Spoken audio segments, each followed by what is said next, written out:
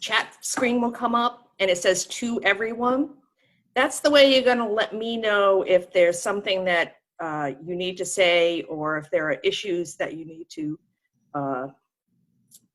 share, or if you don't want to record, or any of those things. So what I'd ask you to do is just use the chat screen. We're going to keep you muted so that one of the things with this is when everybody's talking, it kind of gets crazy.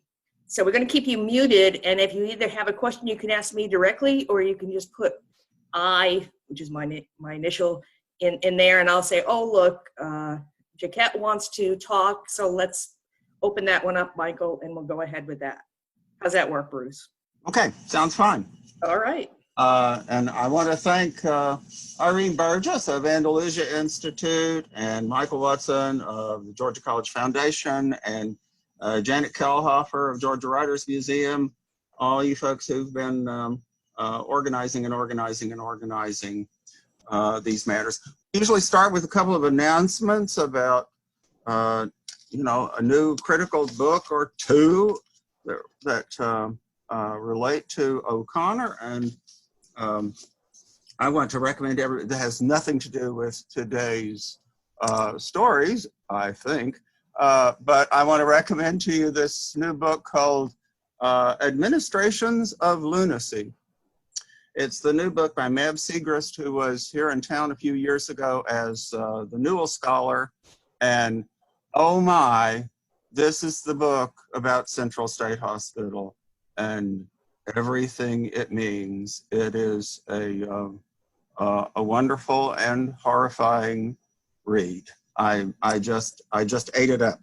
And the other thing I'll mention to you is just yesterday in the mail came a preview copy of a new book about O'Connor from Mercer University Press called Sign Language, Reading Flannery O'Connor's Graphic Narrative. It's about O'Connor's commentary on visual art in all of her writing, and compares her to the most important painters, creative artists of her era. Ruth Renicky. I've never been quite sure how to pronounce her last name.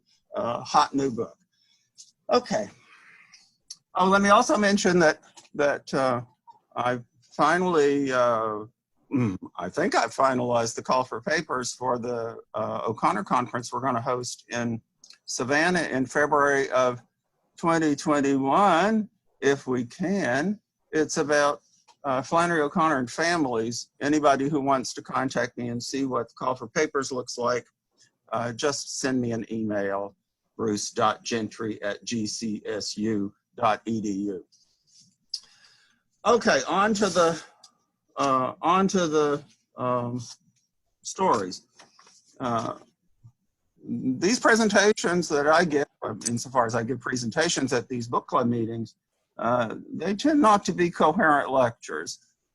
This is a grab bag of lists, a list of ideas, comments, reports on other people's ideas that I've stolen, points of debate about the story. So that the goal is that if you think you understand the story, you'll be confused by the time we get through. I should also mention, maybe this is still under announcements. If you go to the Andalusia website and you look at the blog on the Andalusia website, it's called Assorted Regards. It's something you can subscribe to so that it pops up every time there's a new posting. You can see that Cody, one of my former students in the O'Connor class, has posted today on the subject of the geranium and Judgment Day. So take a look at that and see if you want to subscribe to Assorted Regards. Okay. I think we have today a couple of stories about quarantine, about being stuck in place and thinking that life is over because you You don't know how you're ever going to get out of the space you're stuck in. And I think if you think about O'Connor in general, you will find that there are lots of situations in O'Connor where the characters feel as if they're stuck and they are struggling to figure out how in the world they will ever change anything. The pairing that we've done today, the Geranium plus Judgment Day, is probably the most common pairing of stories to talk about. The Geranium was O'Connor's first published story. She wrote it while she was in graduate school at the University of Iowa. And she rewrote that story over and over and over, changed its title repeatedly. And on her, in her final days in the hospital, Judgment Day was one of the stories apparently that she was pulling out and working on right to the end. I don't know that she was ever totally satisfied with it. Even after she finished the story and shipped it off to Robert Giroux for publication in her collection, Everything That Rises Must Converge, which came out after her death, she still made more changes to the story. And if you look in the notes in the back of the Library of America edition of the complete works, you'll see that Sally Fitzgerald points out to you a few of the places where she took something out or substituted or added a bit to the story. The reason people talk about these two stories together is that it's the very beginning of her career and the very end of her career. And it raises all sorts of questions about how did Flannery O'Connor change? Did she get to be a better writer? Probably so. Did she get to be a better writer over the course of her career? Did her attitudes change? And, to what extent did her, the change in her opinions improve her art? And, there are 1,000 questions for you to think about in that regard, if you want to. It's a special, these stories are special and maybe more difficult for O'Connor to finish also because they're about a father and a daughter. Flannery O'Connor almost never writes about a father and a daughter. She writes about a father substitute, somebody who might have a fatherly role. But an actual father and daughter pairing, the only one I could locate yesterday when I was thinking about this is A View of the Woods, which is one of the most horrific O'Connor stories, one of the most painful O'Connor stories. When Flannery starts writing about the relationship between a father and a mother, all sorts of complicated feelings about how to write this pop into her head, and I think they troubled her. That's a great mystery. Okay, let's talk a little bit about the sources for the story. When Flannery was in graduate school, one of her major textbooks was Understanding Fiction by Cleanth Brooks and Robert Penn Warren. It had in it a number of stories that were presented to the graduate students as, here's how you write fiction. There was a story in here called Old Red by Carolyn Gordon. Carolyn Gordon would eventually become O'Connor's mentor. Flannery told Carolyn Gordon and some other people that Old Red by Carolyn Gordon was the source for the Geranium. She said, this story was the making of me as a writer. I had no idea what symbolism was until I read Old Red by Carolyn Gordon. I'm amazed by this statement. I reread Old Red by Carolyn Gordon yesterday out of this textbook, and I think, what's so great about this? What's so great about this story? I can see that it has similarities to the Geranium. It's about an old man who's sitting with in an unpleasant situation for him, and he's thinking back on his life. He loves fishing. He loves being around Black people more than he likes being around his relatives. At the end of the story, he tells himself, "Oh, I lived a good life. I'm just a fine person. I'm like Old Red, the fox we used to hunt who always got away." The end. What's kind of missing from the story is a plot. And I think, well, Flannery O'Connor had to say nice things about Carolyn Gordon. There are some similarities, but I can think of lots of other things that might have been sources for what's going on in the Geranium, and it's all the way through all the versions onto Judgment Day. My pet theory, and I'll try not to go on too long about this, is Carson McCullers, whom Flannery famously hated, and who's hated by Carson McCullers. The Heart is a Lonely Hunter has a scene that seems to me to be very similar to what plot there is in the Geranium. A Black character and a white character, Dr. Copeland, and Jake Blunt, the white man, run into each other on the stairs at a crucial point in The Heart is a Lonely Hunter. They agree with each other about everything, but they bump into each other, miscommunication happens, they become sworn enemies, they never get along with each other at all. And their ideological similarities come to nothing. It's part of the tragedy of the book.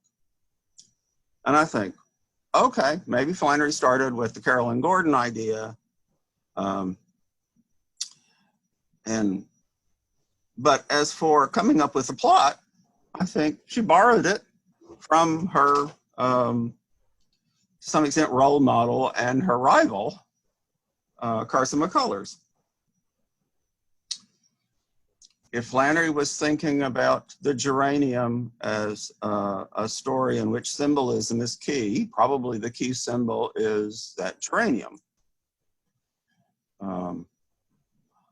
Okay,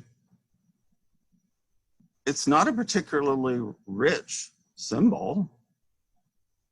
Flannery took it out by, as she de-emphasized flower symbolism as she revised the story. She still has symbols in Judgment Day, but I would say, hey, what happens on the stairs is a big symbol for Flannery O'Connor, and that might be a kind of symbolism that she's getting from Carson McCullers rather than from Carolyn Gordon. The other major symbol in Judgment Day is the eyeglasses, and there's lots to think about with that. The eyeglasses that Tanner carves for Coleman without even thinking about it. And he doesn't know why he's doing it really, and it changes everything. But in terms of the relationship between the main two characters, for good or ill.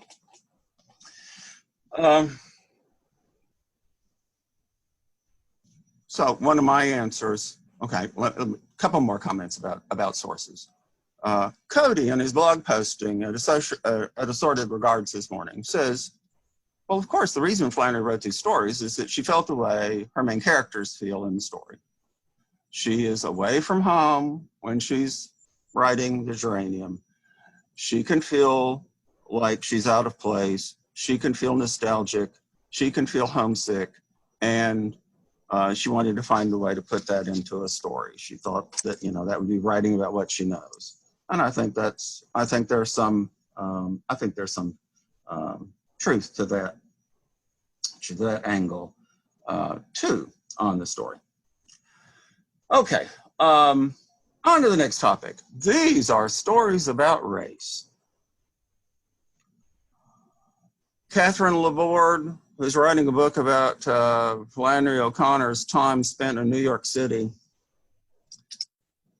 counted all the N-words in everything Flannery O'Connor ever wrote. And she reported to us all a few years ago that the Geranium has more uses of the N-word than any other story that Flannery O'Connor ever wrote.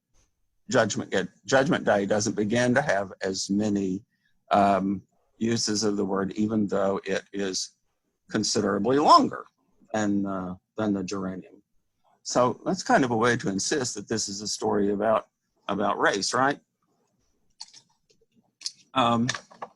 If old Red is their source material, this is a story in which really old-fashioned about race relations in America are being endorsed by Carolyn Gordon, and I want to see ways in which O'Connor is being a little more progressive, a little more skeptical of some of Carolyn Gordon's attitudes.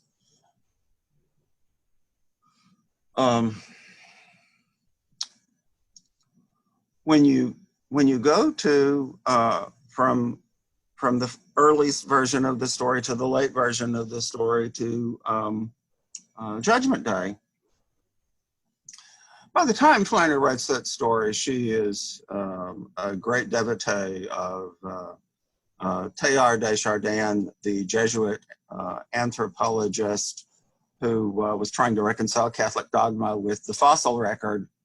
And the idea that Flannery, I guess, loved most from him was that everything over the course of human history was coming together and it was going to end in convergence. Everything is evolving and it's all going to end up being unified. There is going to be a convergence at the end of time, at which point everything will be God. This got Teilhard de Chardin in some trouble with the Catholic Church, but Flannery loved him. She would ask for permission from the church to read his books.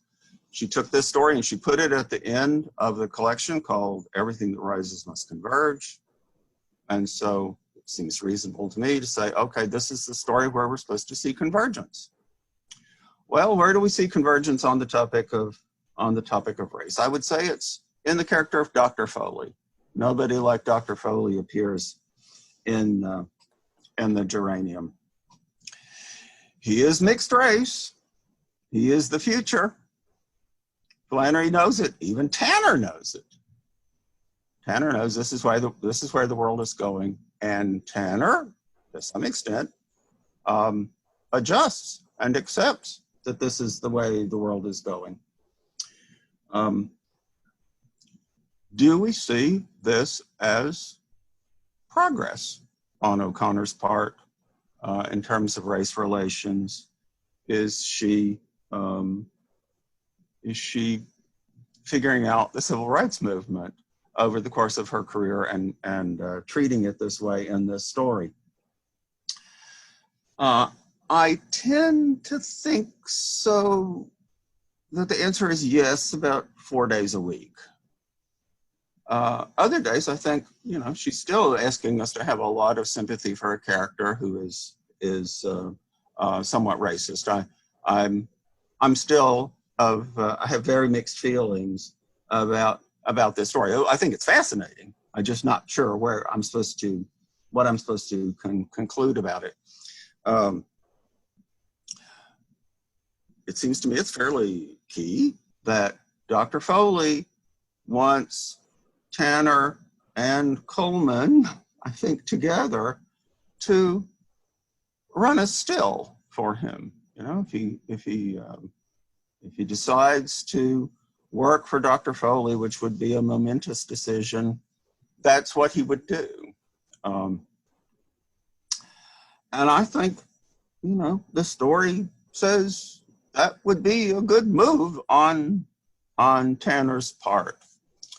Any qualms anybody has about Flannery writing a story that recommends moonshine I would say go back and reread The Violent Bear It Away, which is like, it seems to me now, a love letter to moonshine. Robert Donahue has basically persuaded me totally that moonshine is a wonderful thing. Pathway to God, all the way through that novel. So that seems to me to be a sign that, okay, he made a big mistake when he went away, and he probably should have just gone ahead and made a deal with Dr. Foley. I don't know how much people like name symbolism, but I'm willing to go into class and say to people, well, we started with a character in Geranium whose name is a play on dud, and we ended up with a character who is considerably tanner than he was earlier in his life or in previous versions of the story, moving towards blackness. And anytime Flannery O'Connor takes a white character and moves them toward blackness, I think she's saying they're making some progress. Now, this sounds like I'm putting down the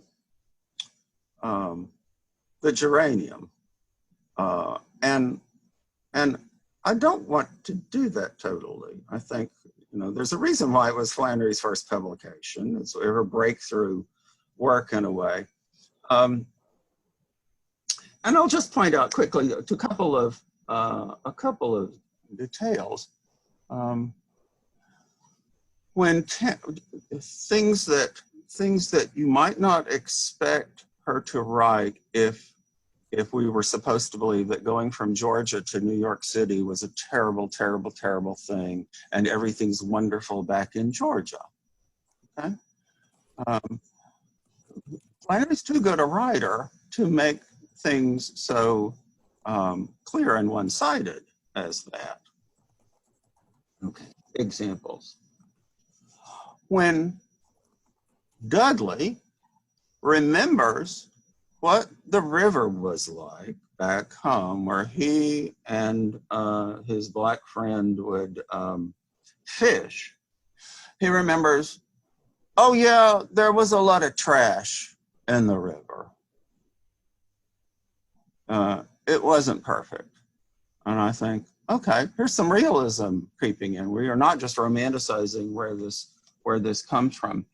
When he goes up to New York City and he sees the sickly geranium, he tries to take it as a symbol of what's wrong with the North, but it also occurs to him that this geranium looks like the little boy back home who has polio. The sickly plant reminds him of something back home that wasn't perfect. That to me is another interesting kind of detail.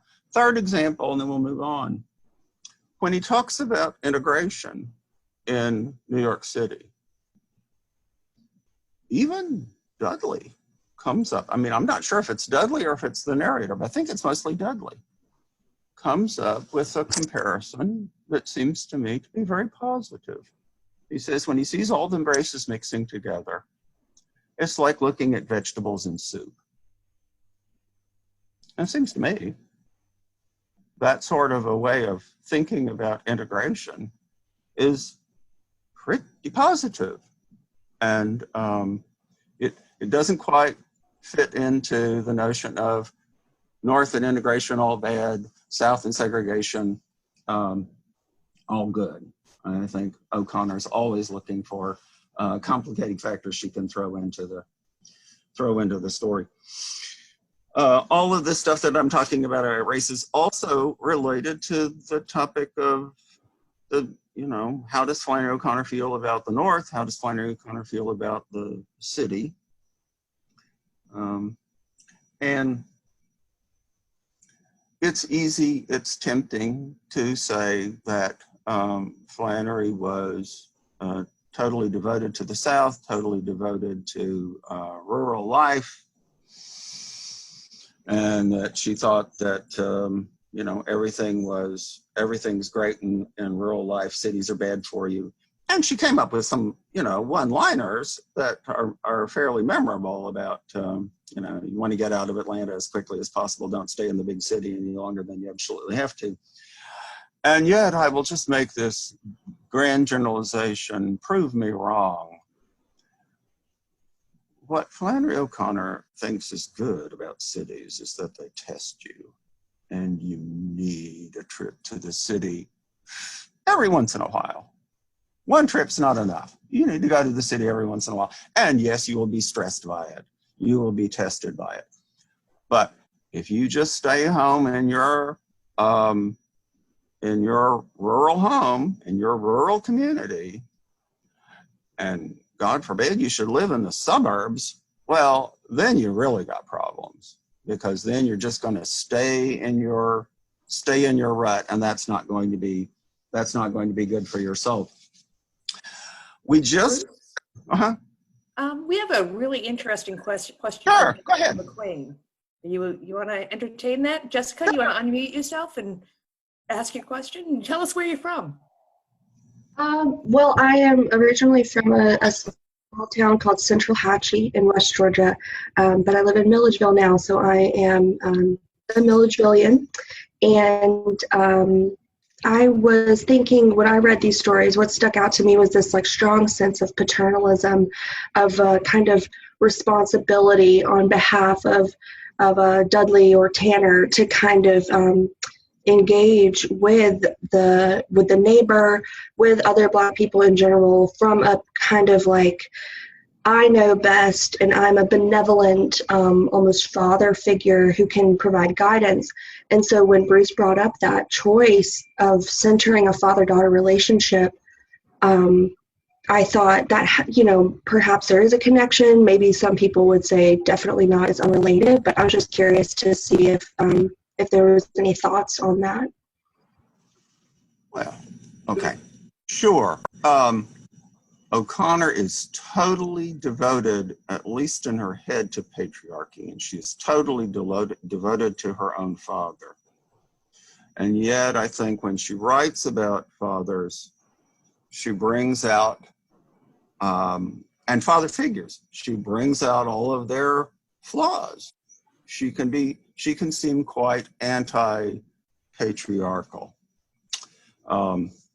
If the O'Connor conference that was scheduled for Toronto, Canada in June had not been canceled, I imagine we would all be talking about these two stories and those topics, for days up there in the in Canada. That talking about the North would have immediately led people into talking about patriarchy, gender, male authority. It's not a necessary connection, but I think a connection that we would have made. And yeah, this story and these stories and their complexities, their puzzles, have to do with it. How much critique is there in these stories for the characters who are being so patriarchal?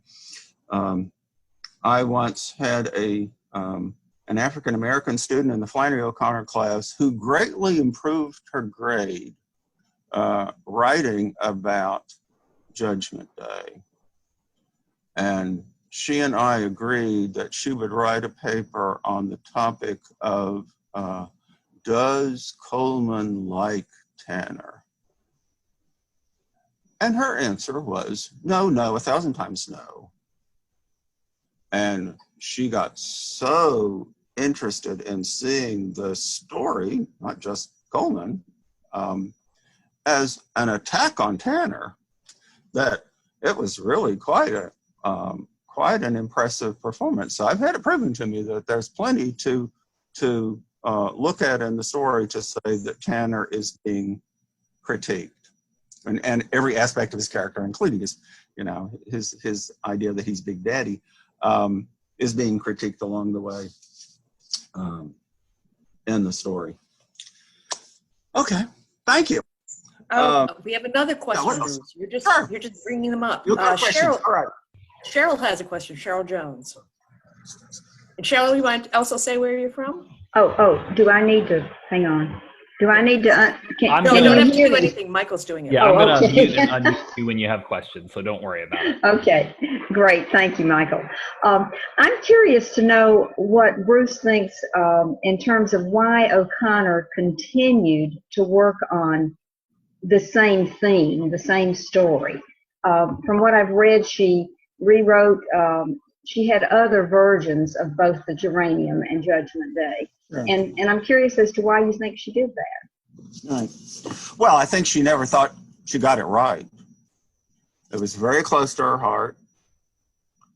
I think she thought she was writing about herself. She thought she was writing about her father. Here's another amazing text. Some of you may know the existence of this book. Karl Heinz Westarp wrote a book called Flannery O'Connor, The Growing Craft, in which he takes the 4 major versions of this story, 2 of which have never appeared in print as, published stories, An Exile in the East and Exile in the East may be published someplace, An Exile in the East and Getting Home. And he puts them side by side, page after page of 1 column per version. And you can just flip through this and you can see, well, there was a lot of change. There are things in each version of the story that appear in no other version of the story. She was constantly going back to square one. And even revising it after she sent it off to be published, at the end of her life, she was still tinkering with it, thinking, okay, maybe someday they'll make these changes. She even changed the title. She took the E out of the middle of the word judgment when she was tinkering with it at the end. And so, the title of the story is spelled differently in the Library of America edition than it is in the collected works. It is a puzzle.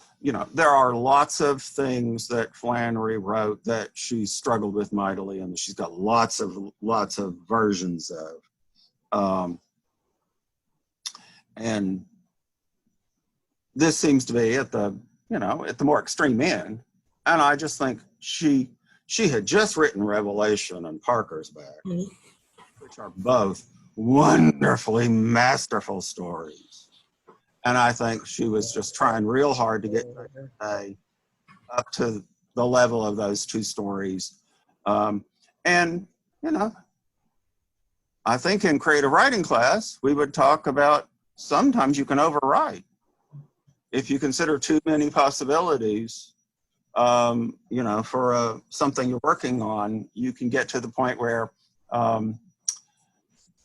you're just not quite sure how to make it. You're not quite sure how to make it gel. Heidi Johnson also has Unfortunate some thing. interesting commentary to make on it. Heidi, do you Okay. want to join in the conversation? Michael, can you open her up? Hi. There. So, Hi, Heidi. Where are you from? I'm from Duluth, Minnesota, so on Oh, the wow. shores of Lake Superior, and we still have snow in our yards, so We're having thunderstorms Still today. So. struggling. So yeah, Hail. I'm worried. Hail. Yeah, you have some severe weather in your area.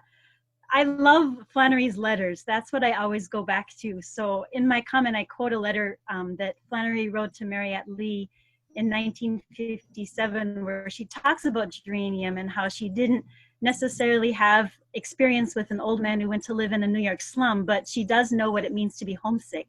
So I'm just curious, and this kind of dovetails on the earlier comments, but when she was continuing to work on Judgment Day, she was living at home, but I've always wondered, do you think she was ever homesick for the life she could have had in New York before she got sick with lupus? It strikes me that to a point, hers is almost the reverse of what these men's experiences were.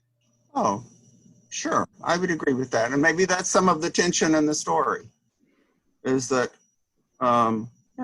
when Flannery went to New York City and when she went to Connecticut, she didn't have any plans to come back to Milledgeville. She wanted to be at the center of literary culture, and she was willing to, put up with urban difficulties to be at the center of things. And of course, then the lupus forced her to come back and be on the other side of the bedroom door from her mother for the rest of her life. And she made the best of it, you know, writing a gazillion letters and buying herself some peacocks for entertainment purposes. But sure, there had to be times when she thought that this is you know, that this is a bit of a problem. I think Flannery understood loneliness, homesickness, and she used it sometimes. She thought it was a way to reach out to her audience, but I think she felt it too. She felt stuck. She worked to make it productive, you know. She made it a theme, but yeah, there are times when she'd probably say, it would be good if I could still get out of the rut I'm in those final years. And I should also mention, in terms, you know, struggling and rewriting and have mixed emotions, I've just been going through the manuscripts of Why Did the Heathen Rage, the novel that Flannery never could quite get going on. She just struggled through about 300 pages of manuscript. So, you know, Brad Gooch says in his biography that Flannery didn't finish anything in 1963, the year before she died. She knew about writing things and not being satisfied with them and going back to square one. This pair of stories, in the first time she's been there. So yeah, there are some things about the North that Flannery probably liked too. Yeah. Okay, we have more questions, I see. The chat has a 3 on it. Does that mean total questions, or? I think we've covered. Okay. So. Okay. I have just a few more topics, and then I'll do them briefly. Violence. This relates to race. Alice Walker made the very interesting claim about Flannery O'Connor that, you know, she got better and better and better as a writer because at the end of her career, she would endorse violent acts by Black characters. And Judgment Day is, you know, at the top of her list. That a story like the Geranium is not particularly satisfying to Alice Walker, but when she reads Judgment Day, she says that Flannery is on the side of the Black actor who is playing God, putting Tanner through his well-deserved Judgment Day at the end of the story. Now, that's a controversial claim. I just think it's a really interesting way to look at the story. And, you know, how guilty do you consider the actor at the end of the story? He's had several what we would now call racial slurs thrown at him. You know, maybe he's misunderstanding the intent a little bit, but still, he has been provoked repeatedly. He did give Tanner a stroke, apparently, on their first encounter, and he puts him on the stocks in the stairwell at the end. I was rereading the story the other day, and I noticed that Tanner's final gesture is he's trying to reach for the spokes of the staircase, and his hand misses. So it's like he starts putting himself in the stocks, and I guess the actor, you know, rearranges his body so that he is more stuck and out of the way in the staircase at the end, and he dies there for whatever reason. It you know, one reading of the title Judgment Day is that Southern racism is being totally condemned at the end of the story, and this is necessary for the convergence that Flannery wants to endorse. And so we got a character who is being saved and condemned at the same time at the end of the story, and it's it's complicated. You know, there are plenty of other stories that have that same quality. I don't know why it seems a little more troubling with this one than with some others. Bruce, Daniel McDonald has a background question, I think, Sure. that fits Hey, in with Daniel. this. Mhm. You want to tell everybody where you're from, Daniel? Right, so can you hear me now? Yes. Right, I see the yellow box. Right, so I actually, of course, live here in Milledgeville. I'm an employee of the Georgia College, and so I work at our local NPR affiliate here. But as I was reading the story, of course, there's one time where Tanner is talking with Dr. Foley in Judgment Day, and he says, you know, you can't really win when the government goes against you. And I was just curious about how much Flannery kept up with the politics of the time, I guess from the federal down to the local level, and how that might have worked its way into this writing and other writing that she had done. And I guess maybe that's a question of more in the letters. Does she talk about the politics of the day?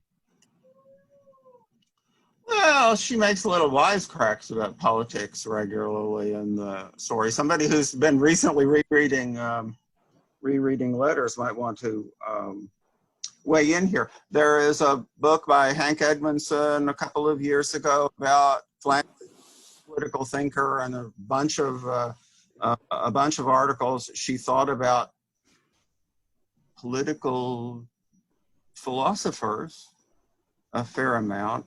You know, people don't talk about, they haven't talked about that as much because we always want to think of her as an amateur, very good theologian, and not concerned with the momentary. She saw everything temporal, you know, through the eyes of the church, and took the long view on everything. So a particular issue of the day, you know, might not impress her as all that important, because this too shall pass.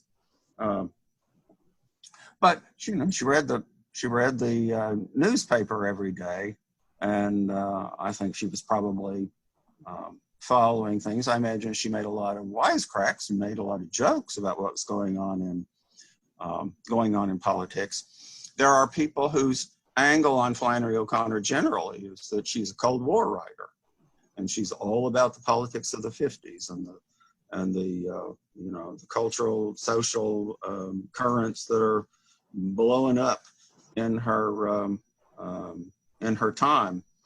And yeah, I think you can do a lot with that. He's famous for not writing about current events, but you know, she did. In 100 years, people may look at O'Connor and say, oh, that, you know, oh, the social commentary about contemporary politics is just the most fascinating thing. Well, and did she have a lot of friends who were involved with civil rights, even though she herself was not, like Marriott? Oh yeah, sure. There were a lot of people who would force the issue in her face, and Flannery might respond by playing conservative, by, you know, writing a redneck letter to Marriott Lee, for example. But yeah, she knew that a lot of the people that she was friends with were quite liberal and progressive, and she stayed friends with them, and they played their little games about, you know, they're having to drag Flannery into the modern world. And I think she considered it being dragged into the modern world. She just wasn't leading the way on much of anything. I mean, I think that her mature fiction, and maybe even her early fiction, is pretty progressive on race. Other issues, you know, other political issues of the time, I'm still waiting to get the real story about what went on with Flannery O'Connor and Robert Lowell at Yaddo, and you know, when they got caught up in a kind of communist witch hunt at Yaddo. She took a political stand there and kind of got burned, and I don't know if we'll ever really know that whole story about what stand she was taking and why, and what did she really believe about you know, throwing communists out of their jobs, et cetera, et cetera, et cetera. Okay, any other questions? Yes, I see there are. I think we're set. I think Okay. we've. Andrew Harnack has a question about Flannery and Thomas Merton. Yeah.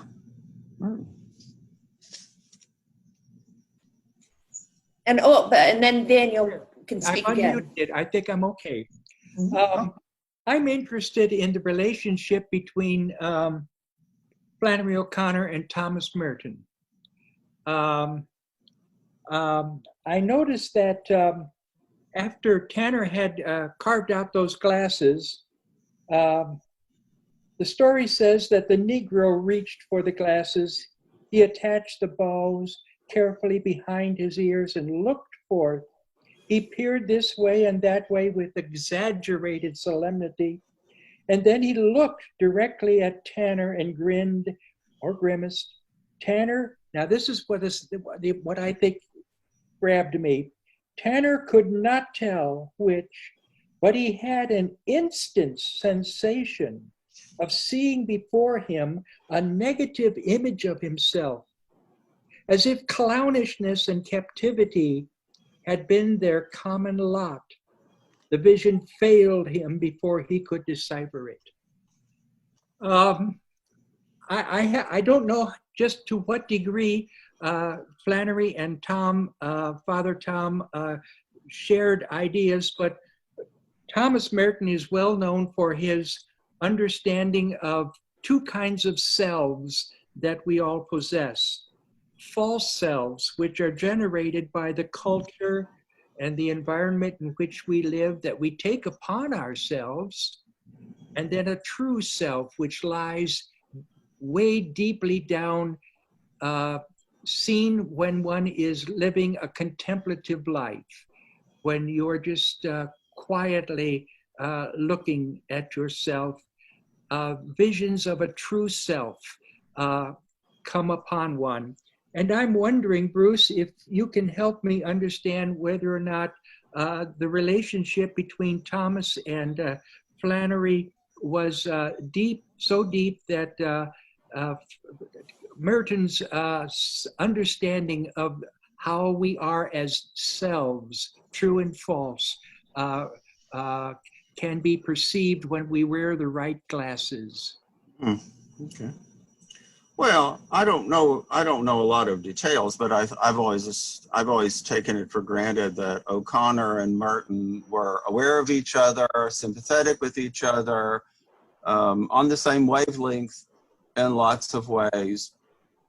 And I think your comment about the quotation from the story is right on. That when maybe we can't say this about Dudley and the Geranium, but but we sure can about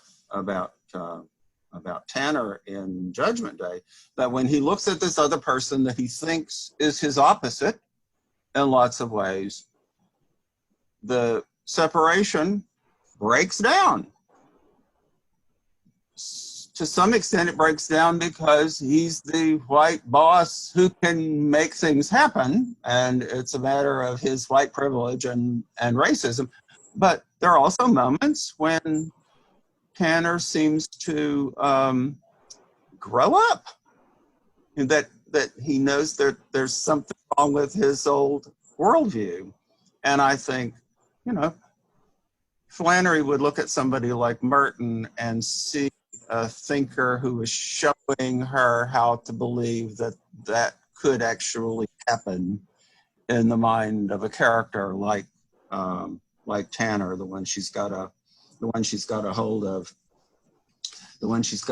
here. Thank you for that. Thank you for that comment. And Daniel, who is holding a lovely child right now, also has a sort of follow-up to what he had said. Daniel? Oh, I wasn't sure if I was unmuted yet. Oh, and so the lovely child is Vinzi. She crawled in here, this 1-year-old daughter. And she's been enjoying seeing herself in the rearview mirror. Okay.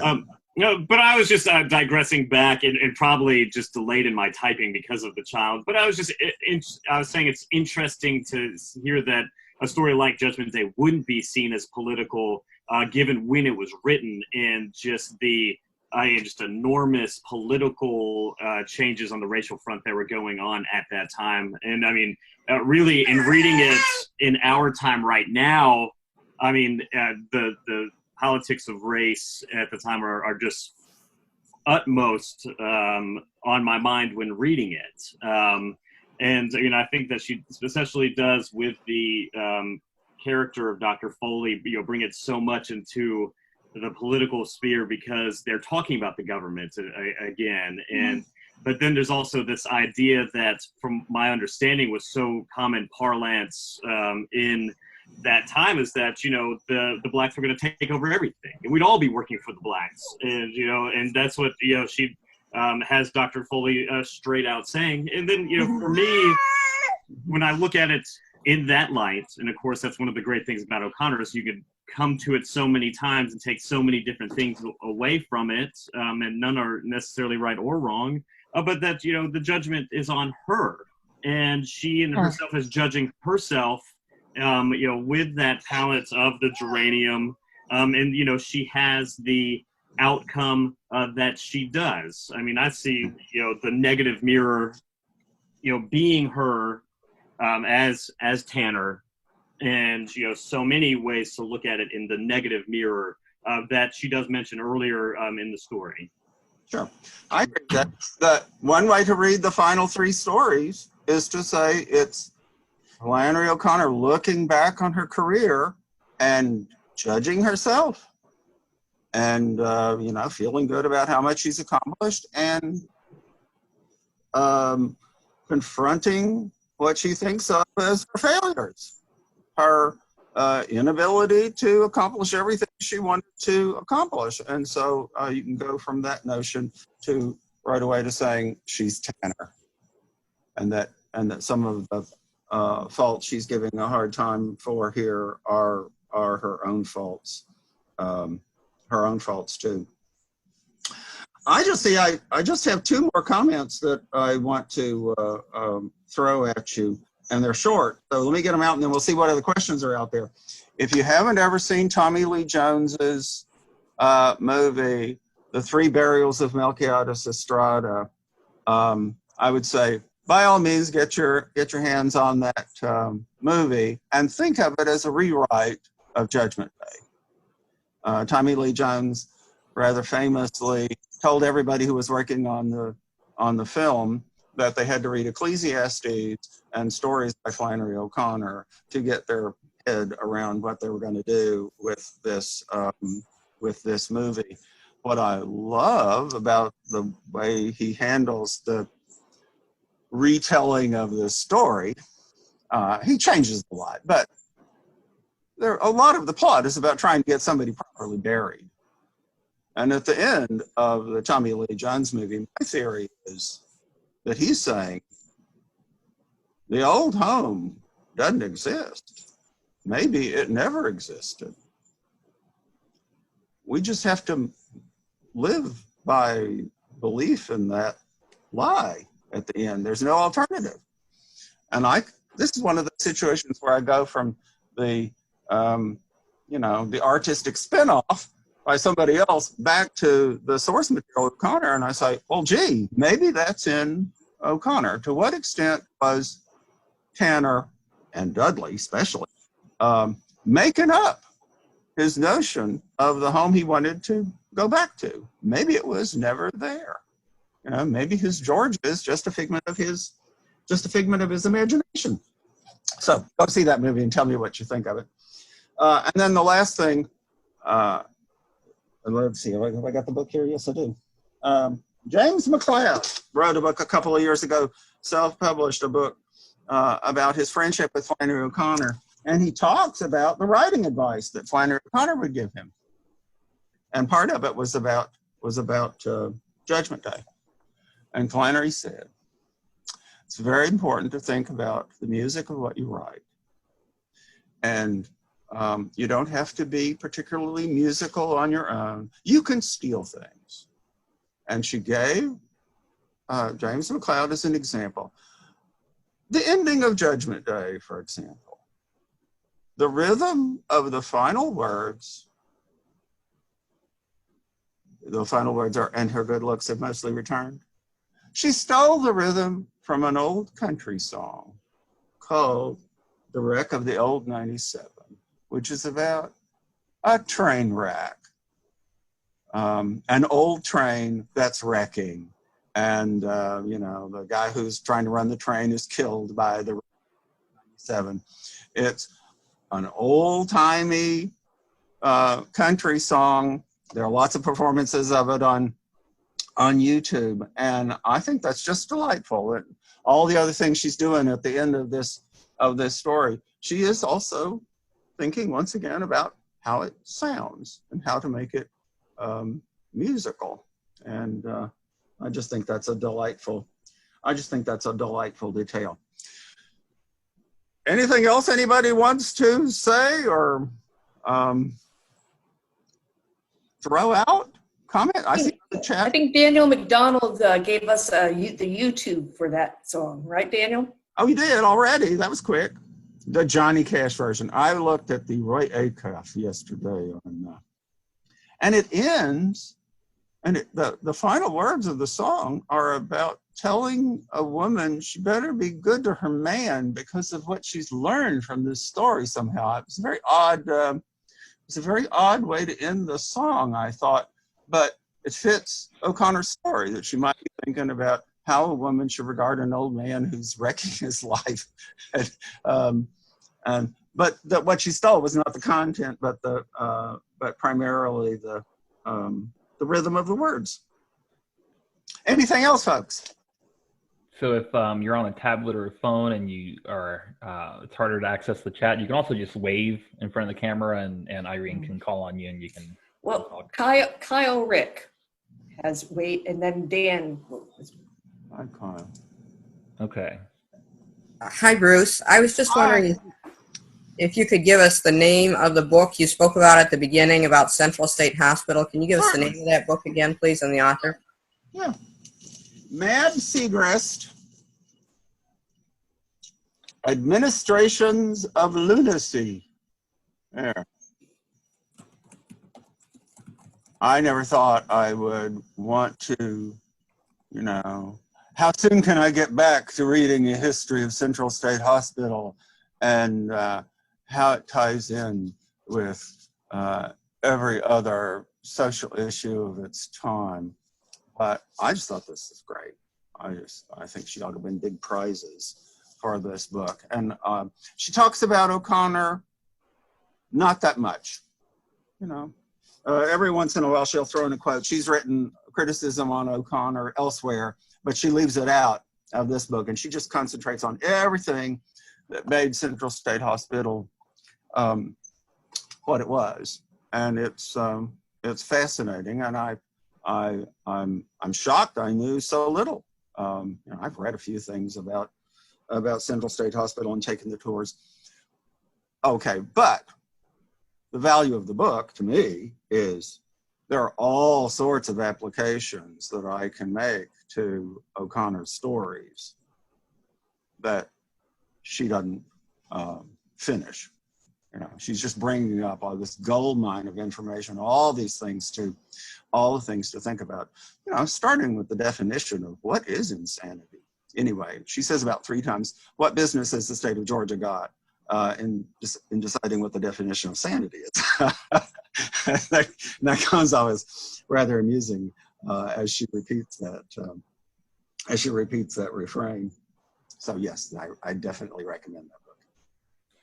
And there's a woman who has Dan in front of her, but she had raised her hand. Okay.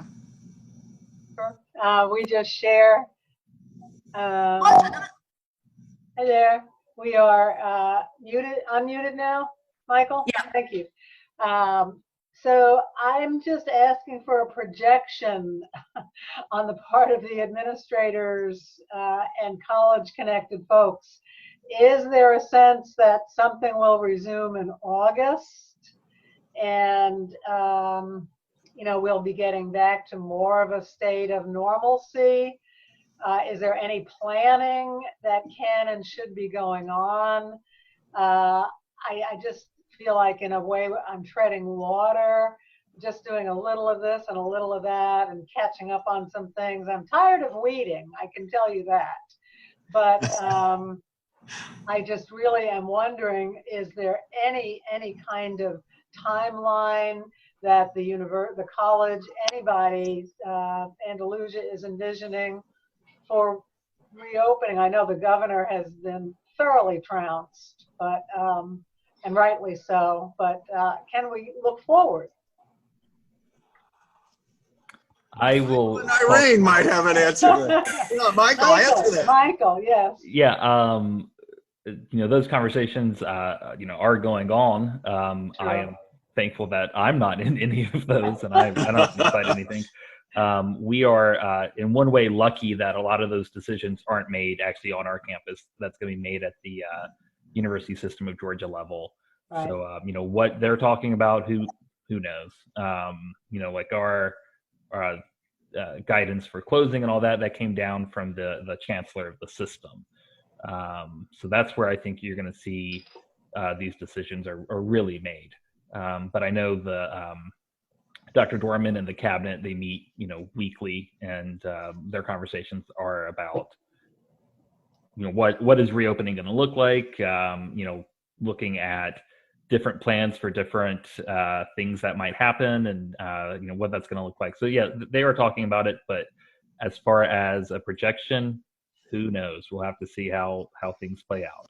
And I can say for Andalusia Institute, we're planning on a week of big events, calling it the Peacock Symposium at the end of September, beginning of October.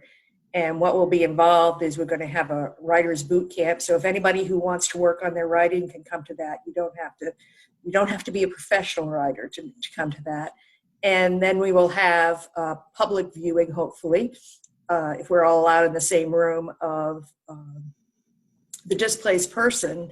And then we'll hopefully have a panel of people who were involved in the production of that while it was here in Milledgeville. And then we also are going to have the writer, Jesse, come the following week and talk about her writing process. She's a Ghanaian-American writer who is from the South, who's from Alabama. And her first book was called Homegoing, and her second book will be coming out in September. But what we're doing is also planning what to do if we can't meet. Right. And so how do we do this like this? And this is sort of a first stab at trying to figure out how to do that. Yeah. Okay. Hope we have regular classes in the fall. Yeah. We're in big trouble if I'm an online teacher. Oh, yeah. It's painful. We'll see. Okay. We've got just some thank yous. Anything else? I think we're at 11 o'clock. Okay, we'll be in touch when we figure out what's next. Yeah. And we'll have some what's next for you. So take care. And thank you, Bruce. It was a great session. Great fun. Thank you all.